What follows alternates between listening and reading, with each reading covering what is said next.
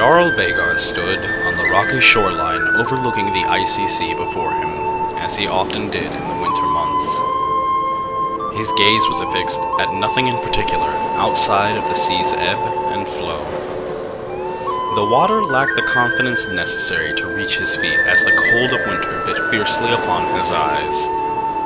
Begarth's memory was spotted with violence and triumph, battles in which his opposition was crushed, and others in which he barely made it away with the wounded upon his shoulders. The medals of these trials were worn as the scars that adorned his body, his hands broken and remolded by battle. A leathery hide sat atop a skeleton permanently locking shields in conquest. The docile life of a noble made way to new conflicts, those of politics and military decision-making. Not something he was incapable of, merely unprepared for. Though spending so little time on the battlefield gave way to starting a family. With this, most men looked forward to the day they would send their son off to battle and have him return a warrior.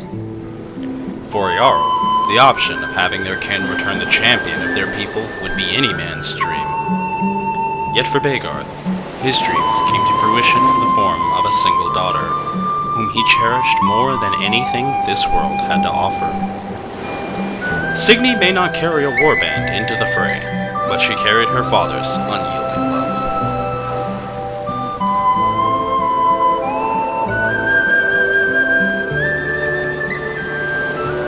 With dark clouds rolling in over the horizon, winter was surely coming. "Papa!" Signy called, her voice bounding toward Begarth from behind. He turned slightly, the age and inner conflicts working against his body.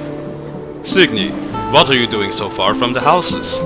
he asked, opening up an arm to allow his daughter to accompany upon his side. "Well, all the other kids got called in by their parents, so I came to find mine." Signy parted her father's long gray and gold beard to look at him from his buckle. "You shouldn't wander about unattended. It's dangerous, little one, especially with it being so close to winter." Signy stamped her small foot upon the rocky sand, playfully proclaiming how she could take on anything she came across. "I'm just as strong as my papa, and everyone knows it," Signy said, as she took to bouncing about Begarth's legs. Resting his hand upon his daughter's head, he pulled her into him. "Yes, little one, you're just as strong as your papa." In her, Begarth saw a fiery tenacity he had not for quite some time. Begarth stood at the sea's edge as Signy pranced about the beach, grabbing shells, stones, and anything else that captured her attention. "Papa?" Signy asked inquisitively. She had silently placed herself back at her father's legs. "Yes, little one?" Signy turned to face the sea and leaned upon her father's waist. "When is Mama coming back?" Begarth looked out to the sea.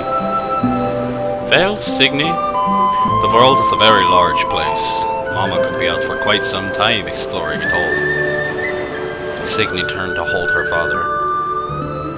"We'll be together again, Papa. Don't worry." Begarth ushered his daughter back towards the village, as he took one last look at the headstone that read, Yrsa.